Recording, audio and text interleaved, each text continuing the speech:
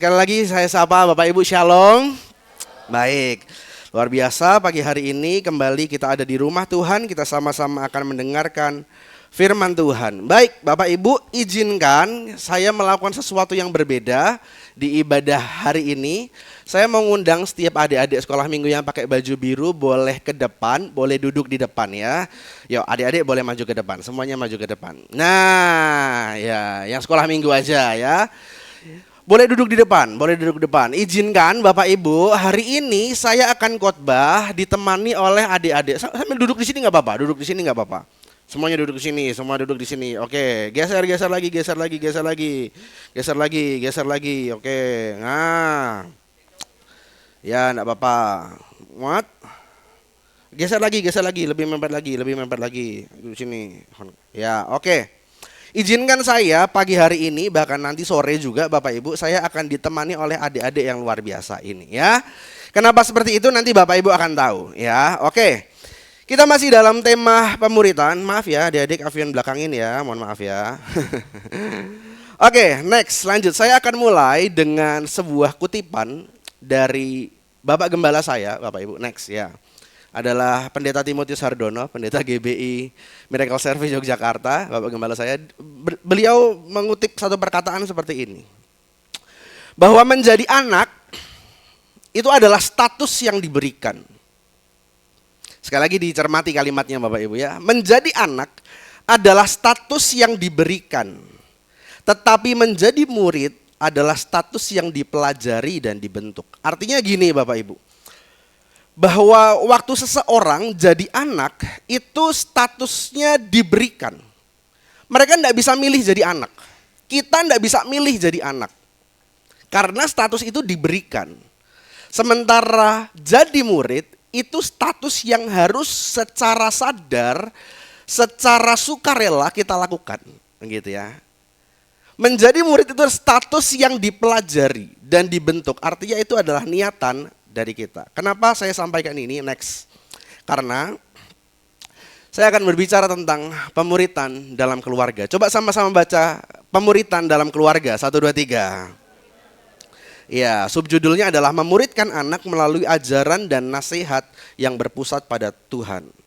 Tapi sebelumnya Bapak Ibu, saya mohon izin bahwa disclaimer-nya sepanjang khotbah ini, hari ini saya tidak berdiri sebagai orang yang lebih tahu dari Bapak Ibu Saudara. Oh ya, oke. Thank you Kak Feve. Izinkan saya untuk pagi hari ini tidak berdiri sebagai orang yang lebih tahu dari Bapak Ibu Saudara sebagai orang tua. Tapi izinkan saya pagi hari ini berdiri sebagai hamba Tuhan. Dan kita akan sama-sama belajar tentang pemuritan dalam keluarga dan kita berharap kita sama-sama belajar akan firman Tuhan ya Bapak Ibu.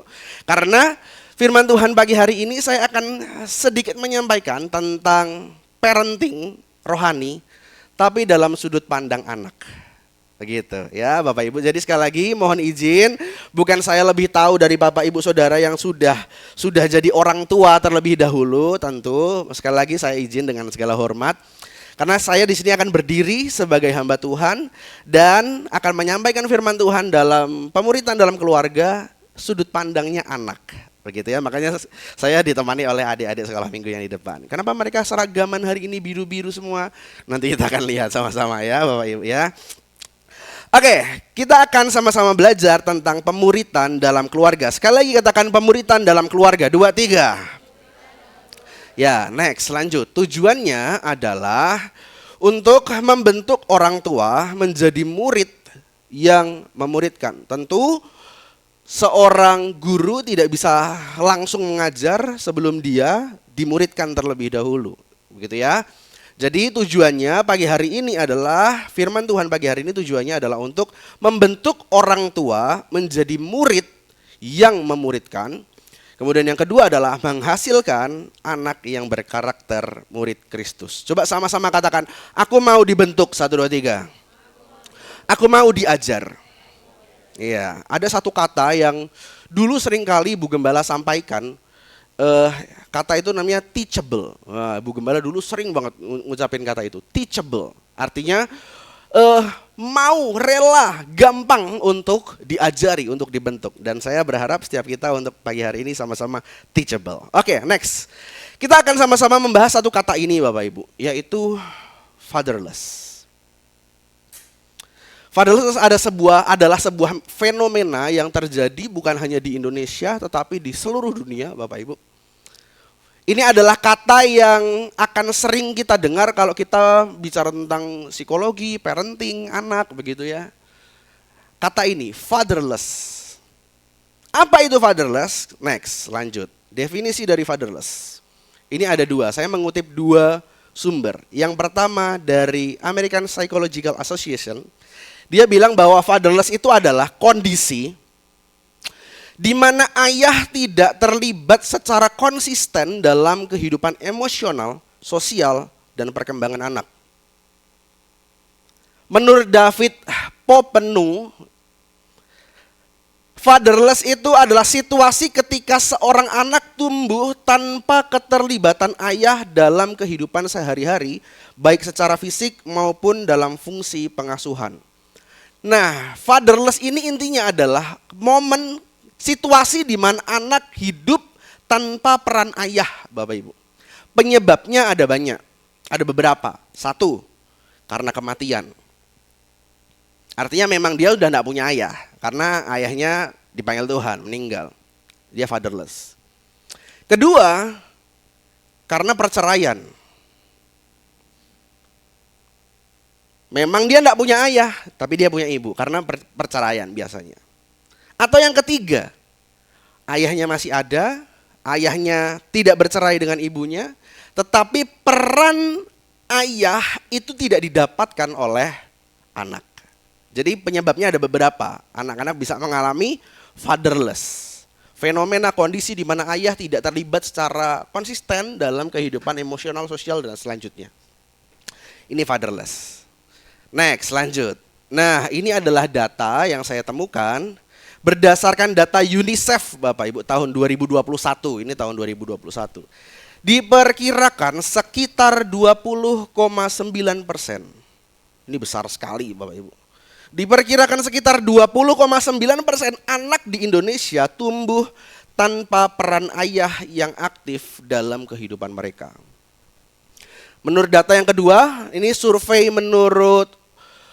Sosial Ekonomi Nasional tahun 2024 diperkirakan sekitar 15,9 juta anak di Indonesia berada dalam kondisi fatherless. Wah, besar sekali ini. 15,9 juta anak. Dipecah tuh di situ tuh. 4,4 juta anak tinggal di rumah tanpa ayah sama sekali. Sekali lagi, itu penyebabnya bisa beberapa tadi yang saya bilang. Antara ayahnya meninggal atau memang bercerai orang tuanya. 4,4 juta anak tinggal di rumah tanpa ayah sama sekali. 11,5 juta anak lainnya masih tinggal dengan ayah, tetapi sang ayah memiliki jam kerja yang sangat panjang, 60 jam per minggu, lebih dari 60 jam per minggu. Sehingga kehadiran ayah secara emosional dan fisik itu sangat minim. Nah, ini datanya Bapak Ibu.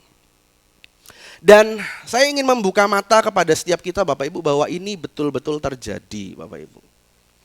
Ini hal yang betul-betul terjadi di generasi, mungkin generasi Bapak Ibu ada, generasi di bawah Bapak Ibu ada, dan di generasi mereka Bapak Ibu. Ini terjadi. Bahwa mereka generasi di bawah kita itu mengalami kondisi fase fatherless yang begitu besar. Jadi peran ayah sangat minim. Nah, saya tuh paham Bapak Ibu bahwa mungkin dengan segala hormat sekali lagi saya sampaikan Bapak Ibu, mungkin Bapak Ibu Saudara para orang tua di sini ini juga adalah korban dari fatherless. Jadi Bapak Ibu Saudara para orang tua mengalami situasi yang sama dari generasi sebelumnya. Dari generasi di atasnya tidak mengalami peran ayah. Peran orang tua itu minim sekali, sentuhan, kata-kata yang membangun, pola asuh yang baik itu nggak didapatkan dari generasi di atasnya. Saya berspekulasi, saya berasumsi Bapak Ibu bahwa mungkin Bapak Ibu Saudara juga adalah korban dari pola fatherless dari generasi sebelumnya. Yang pada akhirnya membuat generasi di bawahnya juga jadi korban. Nah, ini kita akan sama-sama lihat Bapak Ibu. Karena kecenderungan orang Bapak Ibu, sadar atau tidak sadar, next, ini ada satu kutipan yang bagus dari orang namanya Charles Itz. Dia bilang, hard people, hard people. Artinya gini, orang yang tersakiti akan menyakiti orang. Ini kecenderungan manusia Bapak Ibu, bahwa mungkin kita melihat pola asuh yang tidak baik. Kita melihat orang tua, nggak enak ya digituin sama orang tua. Aku nanti besok kalau punya anak nggak akan lakukan seperti itu. Tapi tanpa sadar ternyata yang kita lakukan pada akhirnya sama saja menyakiti Bapak Ibu. Karena ini hard people, hard people. Orang yang tersakiti cenderung akan menyakiti, gitu. Dan bagaimana untuk menghilangkan pola yang tidak baik di atas itu tidak cukup hanya dengan belajar parenting, Bapak Ibu. Yang setuju katakan orang tua, ya kan? Untuk memutus pola asuh yang tidak baik, tidak benar, itu tidak cukup hanya belajar parenting. Saya belum mengalami Bapak Ibu. Jadi sekali lagi saya dengan segala hormat Bapak Ibu ya. Saya di sini berbicara bukan sebagai orang yang lebih tahu dari Bapak Ibu, tetapi saya ini berbicara sebagai anak begitu ya. Dan hamba Tuhan yang akan kita sama-sama belajar firman Tuhan. Seringkali waktu yang terjadi adalah aku tidak akan lakukan apa yang orang tuaku lakukan kepadaku kepada anakku. Itu hanya proses belajar kita sebagai orang tua. Tapi faktanya pada akhirnya justru malah kita juga melakukan apa yang sama apa yang orang tua kita lakukan kepada kita lakukan hal yang sama kepada generasi di bawah kita. Makanya sekali lagi bahwa untuk memutus pola asuh yang tidak benar itu tidak cukup hanya belajar parenting. Tetapi harus dilingkupi oleh kasih Allah. Coba sama-sama katakan, dipenuhi kasih Tuhan. 1, 2, 3. Iya. Karena kalau hanya belajar itu hanya akan jadi teori, ya, hanya akan ada terjadi di otak begitu. Nah, kita akan sama-sama melihat satu ayat, Efesus 6 ayat 1 sampai 4. Next. Ini adalah tulisan Paulus kepada jemaat Efesus. Kita akan baca bersama-sama ayat 1 sampai ayat 4. Di slide ini ayat 1 sampai 3, slide berikutnya adalah ayat yang keempat. Kita baca sama-sama. 1, 2, 3. Hai anak-anak, taatilah orang tuamu di dalam Tuhan, karena haruslah demikian. Hormatilah ayahmu dan ibumu, ini adalah suatu perintah yang penting, seperti yang nyata dari janji ini, supaya kamu berbahagia dan panjang umurmu di bumi. Ayat 4. Dan kamu bapak-bapak janganlah bangkitkan amarah di dalam hati anak-anakmu, tetapi didiklah mereka di dalam ajaran dan nasihat Tuhan. Amin firman Tuhan. Berbahagialah orang yang mendengarkan firman Tuhan dan melakukan kebenaran ini. Nah, di ayat 1 sampai ayat yang ketiga, ini adalah ayat yang sering kali kita dengar Bapak Ibu. Anak-anak taati orang tua. Boleh kembali ke slide sebelumnya?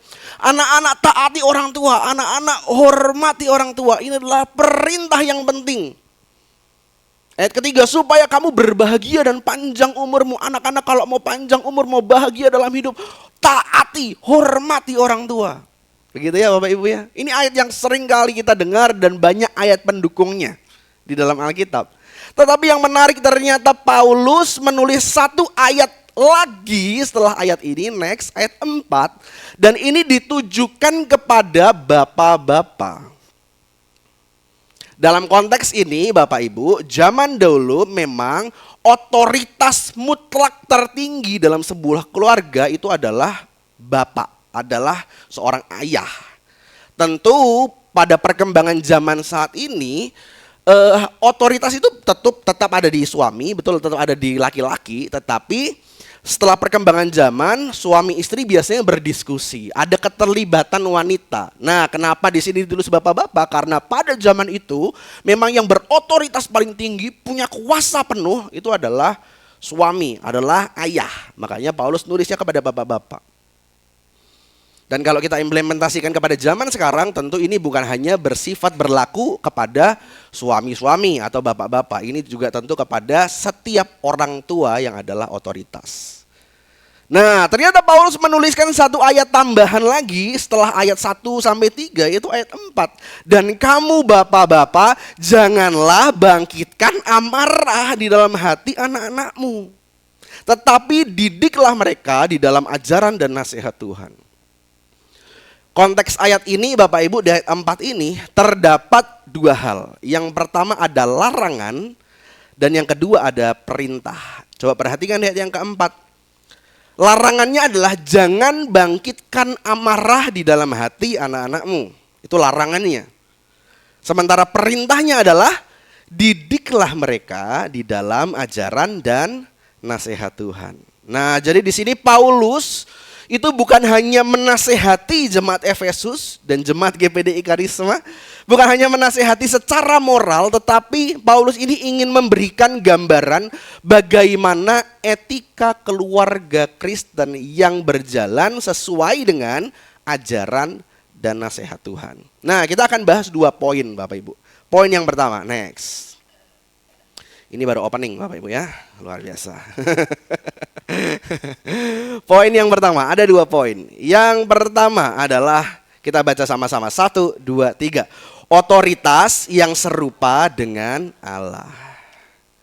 Poin yang pertama, dari ayat yang kita baca, ayat kita hanya akan fokus ke ayat yang keempat. Karena kita di sini sedang berbicara tentang parenting rohani dalam keluarga, pemuritan dalam keluarga. Ayat yang keempat yang kita baca tadi Bapak Ibu. Dan kamu bapak-bapak, janganlah bangkitkan amarah di dalam hati anak-anakmu. Paulus secara jelas di sini menyebutkan bapak-bapak. Tadi yang saya jelaskan bahwa karena kata ini merujuk kepada otoritas tertinggi dalam keluarga. Tentu di era sekarang dalam membangun keluarga, membangun pola asuh, ada diskusi antara suami dan istri. Jadi ini bukan hanya berlaku kepada bapak-bapak, tapi juga kepada ibu-ibu. Tentu ini kepada orang tua. Nah, Bapak Ibu, kalau kita belajar, ini yang saya pelajari selama berkuliah Bapak Ibu di STTI Harvest. Karena saya belajar tentang teologi kepemimpinan, maka tentang kepemimpinan itu kental sekali meresap dalam saya gitu ya. Jadi ini yang banyak saya pelajari. Kalau kita bicara tentang kepemimpinan atau otoritas, next lanjut. Maka kita akan melihat di dalam Alkitab ini adalah hal yang ditulis dalam Alkitab, dijelaskan dalam Alkitab bahwa otoritas keluarga bukan hak mutlak orang tua. Coba sama-sama baca. 1, 2, 3. Otoritas keluarga bukan hak mutlak orang tua. Karena kebanyakan orang tua berpikir bahwa ya ini keluargaku, aku yang punya kuasa, aku yang punya otoritas. Ini kepemimpinanku, aku yang berhak mengatur, aku yang berhak untuk melaksanakan dan menjalankan apapun yang terjadi di keluarga ini. Tapi ternyata dalam Alkitab berkata otoritas keluarga bukan hak mutlaknya orang tua. Karena menurut Alkitab tidak ada otoritas yang mutlak selain daripada otoritas Allah. Coba sama-sama bilang, aku tunduk pada otoritas Allah. 1, 2, 3. Yes. Karena di dalam Roma 13 ayat 1 berkata, tidak ada pemerintah yang tidak berasal dari Allah. Jadi semua pemerintahan, baik pemerintahan negara, pemerintahan masyarakat, pemerintahan keluarga, kan ada pemerintahnya ya, ada strukturnya, ada ayah, ibu dan segala macam, ada pemimpinnya. Semua pemimpin pemerintah tidak ada yang tidak berasal dari Allah. Jadi semuanya berasal dari Allah. Mazmur 127 ayat 3 berkata, sesungguhnya anak-anak lelaki adalah milik pusaka daripada Tuhan. Artinya kepemilikan anak itu adalah punyanya Tuhan, bukan punyanya orang tua. Nah, yang mau saya sampaikan di poin ini adalah, jadi Bapak Ibu, otoritas atau kuasa terhadap anak dalam keluarga adalah delegasi. Coba sama-sama katakan delegasi. 2, 3. Iya, delegasi Allah kepada orang tua. Jadi ini adalah mandatnya Tuhan. Waktu Bapak Ibu Saudara atau saya nanti suatu saat dikaruniai oleh seorang anak Bapak Ibu, tentu kita harus punya cara pandang, cara pikir bahwa anak ini adalah delegasinya Tuhan. Ini mandatnya Tuhan. Waktu Tuhan percayakan, tiba-tiba lagi ngecek, lagi kontrol, ibu-ibu sudah lama, kok tiba-tiba mual gitu ya, ya. Tiba-tiba udah lama nggak datang bulan, ngecek ada garis biru, dua ya bener ya, dua gitu ya, dua garis biru. Artinya, ya saya kan harus konfirmasi dulu karena belum pernah ya gitu kan, ya kan tiba-tiba berapa ya garis birunya ya, jangan-jangan 300 ya kan, kebanyakan dong. Kalian tuh bermula dari garis.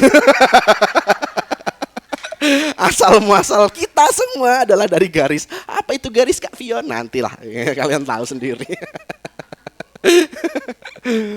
Waktu Tuhan izinkan ada momen itu, kita melihat ada dua garis biru, Bapak Ibu. Artinya ada delegasi Allah kepada kita sebagai orang tua. Makanya itu artinya ada mandatnya Tuhan. Tuhan menitipkan sesuatu, Tuhan mempercayakan sesuatu kepada kita. Gitu ya. Jadi sekali lagi otoritas atau kuasa terhadap anak dalam keluarga adalah delegasi Allah kepada orang tua. Next, lanjut. Nah, karena kita mengerti bahwa kuasa otoritas kepemimpinan orang tua itu adalah delegasi Allah kepada kita, maka yang kedua adalah makanya karena itu harus mencerminkan karakter-karakter Allah. Karena pada akhirnya orang tua itu adalah representasi Allah di dalam keluarga. Makanya harus mencerminkan karakter-karakter Allah. Makanya kepemimpinannya harus serupa dengan karakter-karakter Allah. Karakter Allah tentu ada banyak, saya hanya catat beberapa. Karakter-karakter Allah berotoritas tapi penuh kasih. Ibrani 12 ayat 6, Tuhan menghajar yang dikasihinya. Bukan hanya sekedar mengajar tapi menghajar, dipukul, diselentik ya kan, dijewer, dihajar, dipakai kata dihajar, bukan cuma dicubit, dihajar. Tuhan menghajar yang dikasihinya. Makanya di sini Tuhan itu disiplin yang Tuhan lakukan, disiplin yang Tuhan kerjakan itu tujuannya untuk membangun. Karena Tuhan mengasihi. Disiplin Allah itu untuk membangun, tujuannya membangun, bukan untuk merendahkan, bukan untuk mempermalukan. Ini karakter Allah. Jadi waktu Tuhan itu menghajar, itu karena tujuannya membangun. Tujuannya adalah membuat kita mengerti bahwa kita dikasihi oleh Allah. Ini karakter Allah. Yang kedua, karakter Allah panjang sabar dan setia. Bilangan 14 ayat 18. Tuhan itu berpanjangan sabar dan kasih setianya berlimpah-limpah. Ia mengampuni kesalahan dan pelanggaran. Tuhan panjang sabar dan setia. Kemudian Tuhan hadir dan menghadirkan rasa aman. Ulangan 31 ayat 6. Sebab Tuhan Allahmu, dialah yang berjalan menyertai engkau. Ia tidak akan membiarkan engkau dan tidak akan meninggalkan engkau. Ini adalah karakter-karakter Allah, Bapak Ibu, saudara para orang tua. Tapi sayangnya, faktanya, mirisnya, banyak sekali yang terjadi adalah waktu kita menjadi orang tua, kita berotoritas, tapi tidak penuh kasih. Galak, otoriter, taunya marah aja, gitu ya. Marah terus. Hanya ada paksaan, larangan, tuntutan, berotoritas, tapi tidak penuh kasih. Atau kebalikannya, tidak berotoritas, tapi penuh kasih. Pak, aku mau ini, ya. Ma, aku mau ini, ya. Oh, nangis-nangis tantrum gitu kan. Oh, iya ya udah. Apa mau jet pribadi? Ayo beli. Saking mengasihinya.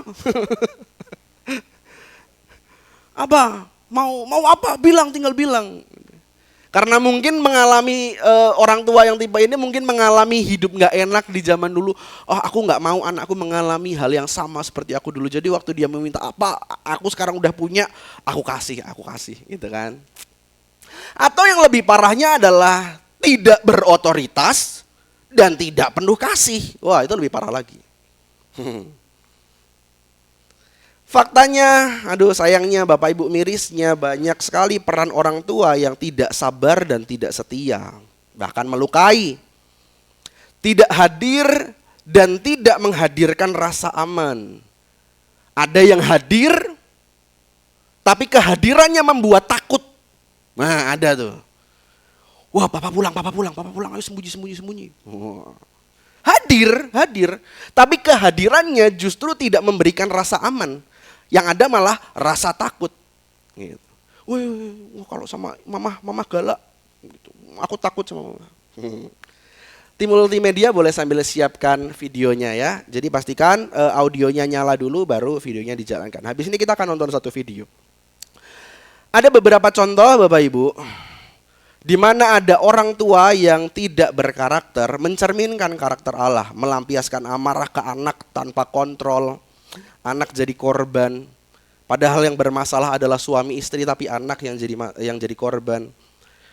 Yang salah adalah luka di masa lalu tetapi anak yang jadi korban. Melampiaskan amarah ke anak tanpa kontrol. Kehadirannya terasa menakutkan. Terlalu memanjakan, selalu mengiyakan. Itu tidak berkarakter Allah. Tidak berperan apapun. Kalau anak-anak zaman sekarang bilangnya AFK. Orang tuanya AFK. AFK itu kalau dalam dunia game Bapak Ibu, jadi orang yang tidak ngapa-ngapain gitu. Jadi dia mungkin sambil nyambi aku chattingan dulu sambil main game gitu kan, main game. Bentar aku AFK dulu ya, dia chattingan sama pacarnya gitu. Jadi gamenya tuh dianggurin tuh. Nah itu AFK tuh, nggak diapa-apain. Nah banyak sekali orang-orang tua yang AFK, nah, tidak berperan apapun. Atau orang tua selalu melihat kegagalan anak, tidak sabar dengan proses. Hanya memeluk, mencium, merangkul saat masih kecil. Setelah udah besar, udah remaja, tidak lagi melakukan hal itu. Gitu ya. Membanggakan anak orang lain. Tuh lihat tuh anaknya si itu. Umur segini udah gajinya udah 13 triliun. Kamu. Seandainya kalau anak-anak bisa balas, Bu, seumur ibu Pak Prabowo udah jadi presiden loh. Nah gitu bisa aja balas gitu kan. Ibu gak jadi apa-apa juga gitu kan. Seandainya kalau anak boleh balas Bapak Ibu. Cuman kan gak boleh. Anak-anak harus taat dan hormat kan gitu. Anak-anak dituntut untuk mengerjakan ayat 1 sampai 3, tapi ayat 4 tidak dilakukan oleh orang tua. Nah gitu kan, orang tua hanya membangkitkan amarah anak-anak kan gitu. Membandingkan anak dengan orang lain. Dibiarkan saat terluka, patah hati dan kecewa. Saya ingat sekali Bapak Ibu. Ini saya cerita tentang mantan Bapak Ibu. Asik. Nggak, dia tahu. Tenang, kemarin kami habis prewedding Bapak Ibu, jadi aman aja.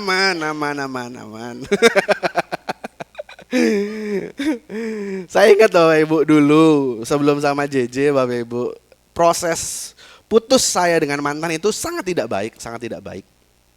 Bukan saya yang jahat Bapak Ibu, saya yang tersakiti Bapak Ibu. Tante Lia ketawanya paling kenceng karena dia tahu ceritanya. Saya sangat terluka dan sangat nelongso banget hidupnya Bapak Ibu. Bahkan saya bilang, "Bah, boleh nggak besok aku ke Manado, Bah?" Aku mau terbang besok ke Manado, Bah. Mau kita selesaikan di sana gitu. Nah, yang dilakukan adalah Mama Bu Gembala itu sepanjang malam itu nemenin saya Bapak Ibu. Saya hanya kerjanya nangis aja sepanjang malam. Ya saya juga manusia biasa keles. Saya manusia biasa yang bisa nangis. Emang kenapa? Jadi laki-laki enggak apa-apa kalau emang nangis karena cinta, enggak apa-apa, kita manusia kok, manusia. Alah, bapak-bapak tuh sebenarnya tuh mau ketawa, cuman iya lagi aku pernah nangis lagi gitu. Aku tidak akan tertawa karena aku mengalaminya juga gitu. Bapak-bapak nggak usah pakai topeng, kita juga pernah nangis gara-gara cinta. Biarkan wanita-wanita ini tahu bahwa kita juga punya hati, ya kan? Saya terluka, saya nangis sepanjang malam Bapak Ibu. Nangis luar biasa. Wah, pokoknya kalau didramakan, wah itu sinematik pergerakan kamera gini. Wah, back sound musiknya sedih, gitu tuh gitu. Sedih banget pokoknya. Nangis aja sepanjang malam. Nangis aja. Saya cuman gini senderan di meja gitu, dan sepanjang malam yang dilakukan adalah Ibu Gembala sepanjang malam nemenin saya, Pak. Nggak ngapa-ngapain, cuma nemenin. Padahal posisi mungkin saya umur berapa itu? Saya umur berapa? Udah cukup besar lah, nggak semereka ini Bapak Ibu. Dia putusin cinta, enggak, udah cukup besar, udah cukup dewasa. Tapi sepanjang malam Bu Gembala nemenin saya, dan berapa minggu gitu saya lihat, dulu masih zamannya BBM. Statusnya Pak Gembala, my son emot nangis. Tuh Pak Gembala tuh. Seorang gembala bikin status di BBM dulu tuh, my son emot nangis, gitu. Itu yang dilakukan orang tua saya Bapak Ibu. Hadir saat saya terluka, hadir saat saya patah hati. Banyak orang tua tidak tahu apa keinginan dan cita-cita anak. Ini bukan karakter Allah. Tidak mendengar, tetapi selalu menyanggah. Selalu menganggap anak sebagai anak kecil. Terlalu sibuk bekerja, tidak punya family time. Nah, jadi ayo para orang tua, saya mengajak setiap kita, orang tua, Bapak Ibu Saudara, untuk yuk, ini adalah mandat, delegasinya Allah. Untuk itu yuk kita punya karakter-karakter Allah. Yuk kita akan nonton satu video. Ini adalah seorang anak Korea, ya. Saya berharap cukup terlihat subtitlenya ya. Anak Korea masih kecil. Dia menceritakan, oke? Ready? Oke, boleh. 누구랑 놀 때 제일 좋아?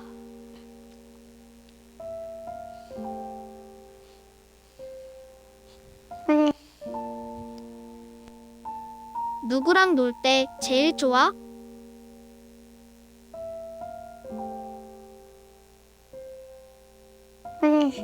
잘 모르겠다. 아이고. 너무 취침하니까. 아예 안 놀아줘.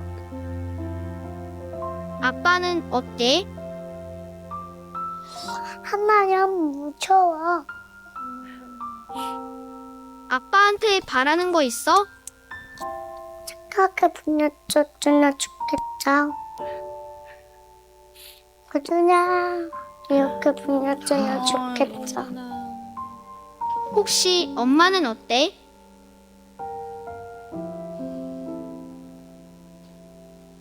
다 좋아하는 것 같아.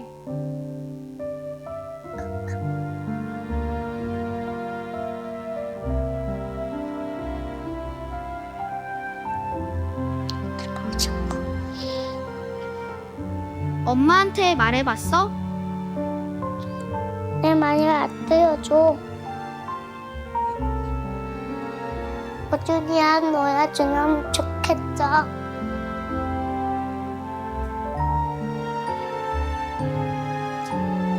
Ini adalah kamar di mana dia selalu bermain sendirian, Bapak Ibu.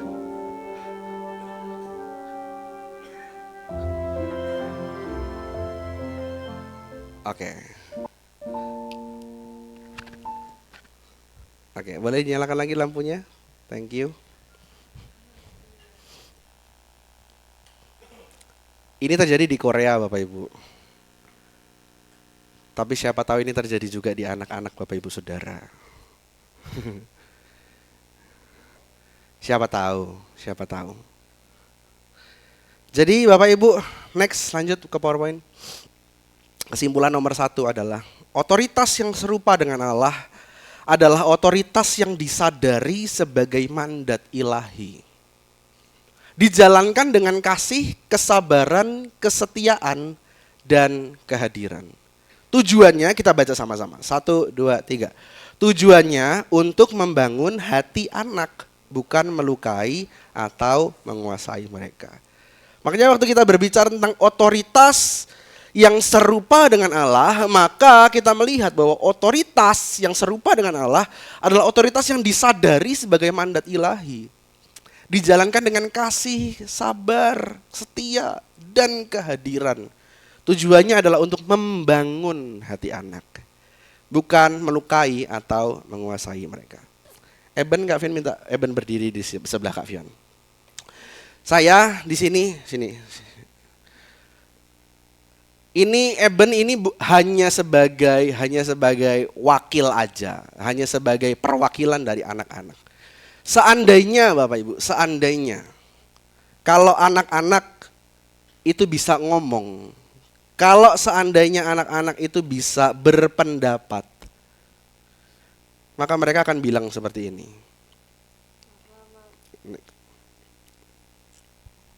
Cek. Papa, Mama, kami tahu bahwa Papa Mama adalah pemimpin dalam keluarga. Untuk itu tolong bimbing kami. Kami nggak cuman butuh dikoreksi ketika salah, tapi kami juga butuh dituntun untuk mengenal dan mengasihi Tuhan. Kalau mau marah boleh kok, tapi marahnya harus membangun kami ya. Jangan melemahkan. Pokoknya kayak Tuhan Yesus yang selalu mengasihi Papa dan Mama. Oke, thank you Eben, duduk. Balik tepuk tangan untuk Eben. Ini saya mendadak tuh Bapak Ibu. Dadakan. Seandainya anak-anak bisa bicara dan berpendapat Bapak Ibu.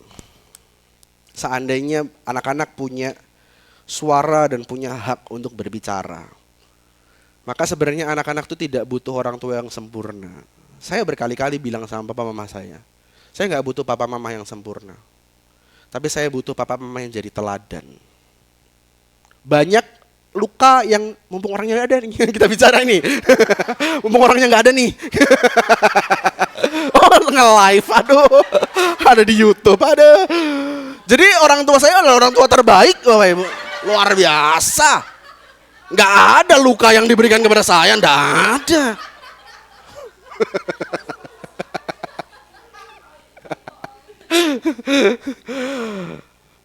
Tentu itu bohong.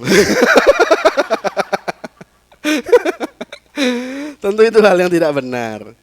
Banyak sekali tetap kalau dibilang luka tetap ada Bapak Ibu. Orang tua tetap bagaimanapun caranya, sekali lagi saya paham bahwa orang tua saya pun adalah korban dari pola asuh di atasnya, begitu ya. Tapi kalau kita berharap kalau ada waktu, ada kesempatan di mana anak-anak itu bisa ngomong, sebenarnya kami nggak butuh orang tua yang sempurna, tapi kami butuh orang tua yang jadi teladan untuk nunjukin kasih Tuhan, yang merepresentasikan Allah di dalam keluarga. Gitu ya. Next, dengan cepat saja poin yang kedua. Tadi otoritas yang serupa dengan Allah. Dan yang kedua kita baca sama-sama. 1, 2, 3. Pemuridan yang berpusat pada Tuhan. Di ayat selanjutnya, di ayat 4 ini, tadi bapak-bapak segala macam lalu diteruskan.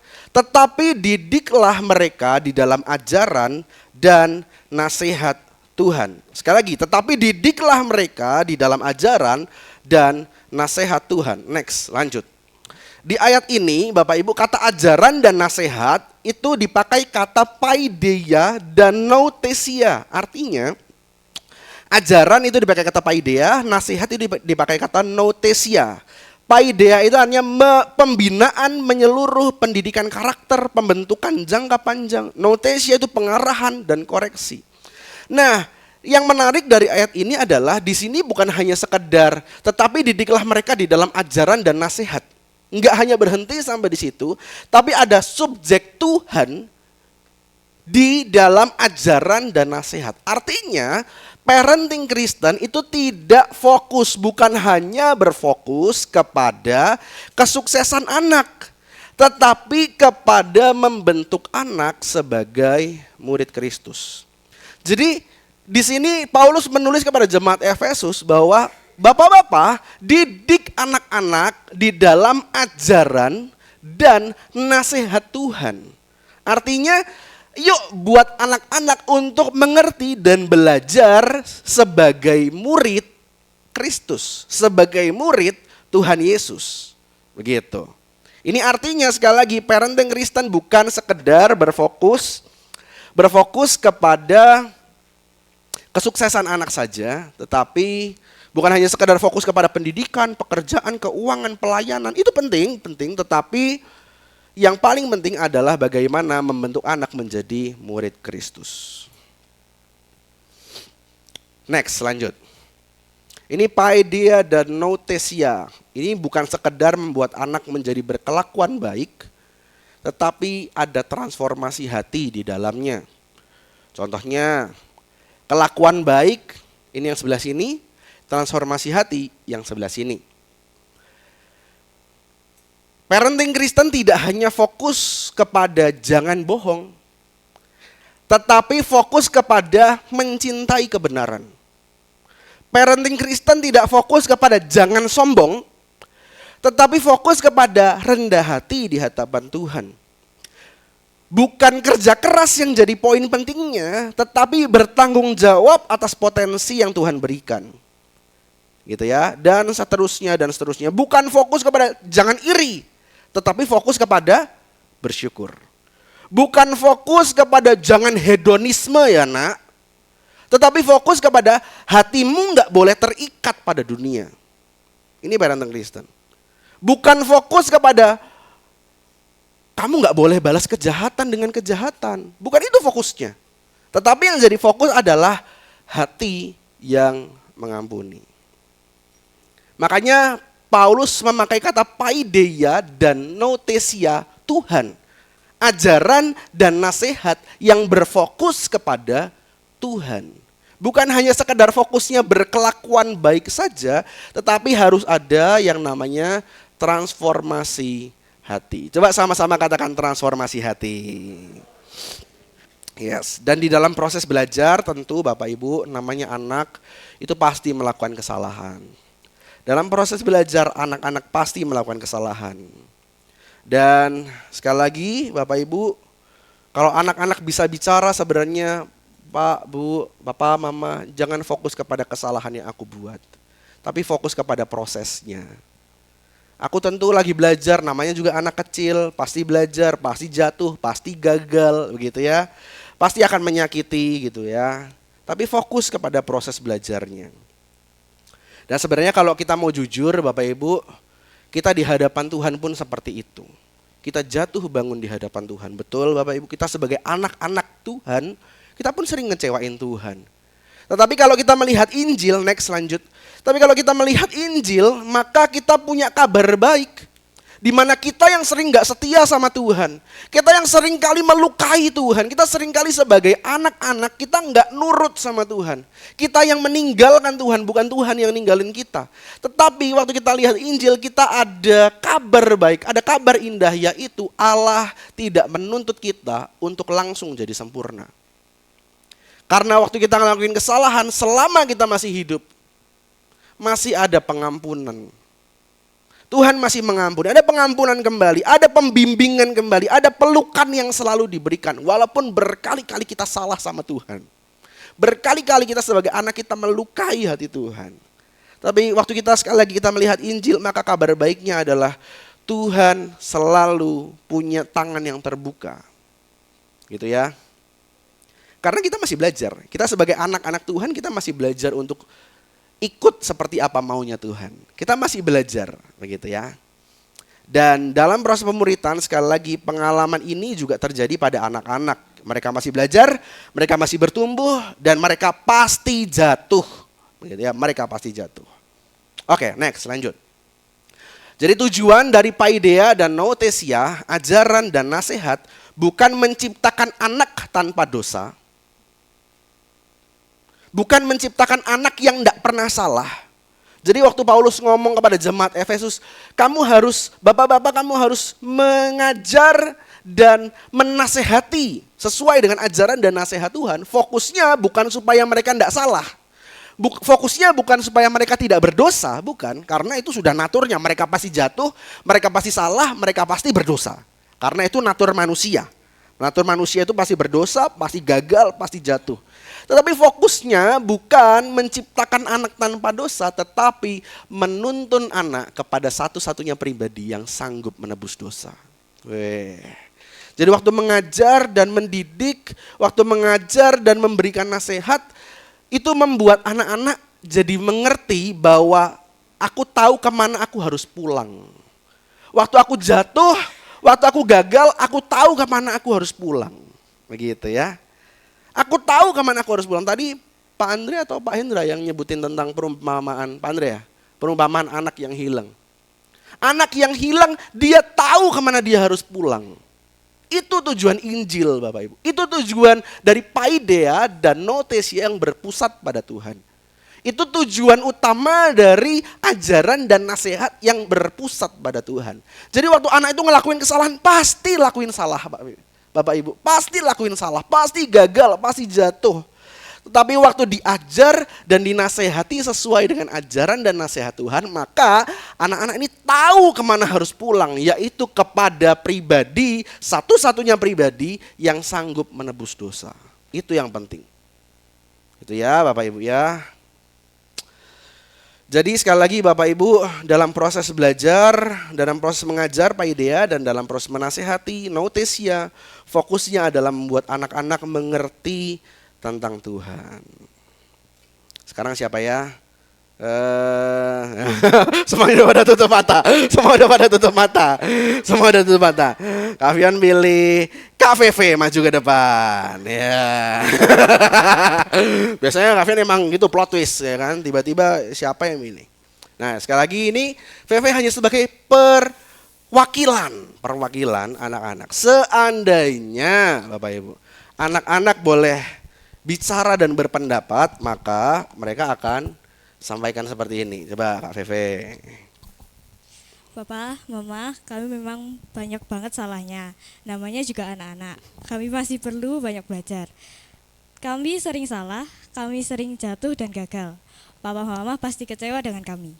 Maaf ya kalau sering bikin Papa Mama marah dan sedih. Tapi kalau boleh, kami mau lihat teladan yang baik dari Papa dan Mama. Kami pengen merasakan kasih Tuhan lewat Papa dan Mama. Kami tahu Tuhan Yesus sayang kami. Kami juga tahu kalau Tuhan Yesus sayang Papa Mama. Untuk itu, ayo kita belajar bertumbuh bersama-sama supaya Tuhan Yesus bahagia. Amin. Kasih tepuk tangan untuk VV Bapak Ibu. Thank you ya VV. Sekali lagi Bapak Ibu, dengan segala hormat saya di sini berdiri sebagai hamba Tuhan dan sebagai anak. Yang kita rindu bahwa ada pemuritan terjadi di dalam keluarga. Begitu. Ada pertumbuhan, ada transformasi hati bukan hanya kepada anak-anak kita, tetapi juga kepada orang tuanya yang mendidik, begitu ya. Sekali lagi tadi tujuannya menciptakan orang tua yang memuridkan murid yang sudah dimuridkan dan akhirnya memuridkan. Tujuan yang kedua adalah menciptakan anak-anak, mendesain bagaimana supaya anak-anak ini jadi punya karakter yang serupa dengan murid Kristus. Kesimpulannya, next, lanjut, terakhir. Kesimpulannya adalah, yang pertama, otoritas orang tua adalah mandat dari Allah. Yang kedua, mandat itu diberikan untuk memuridkan anak-anak. Dan yang ketiga, terakhir, coba sama-sama 1, 2, 3. Pemuritan ini tujuannya untuk menuntun anak mengenal Kristus. Amin firman Tuhan. Kak Fion ajak adik-adik untuk bangkit berdiri.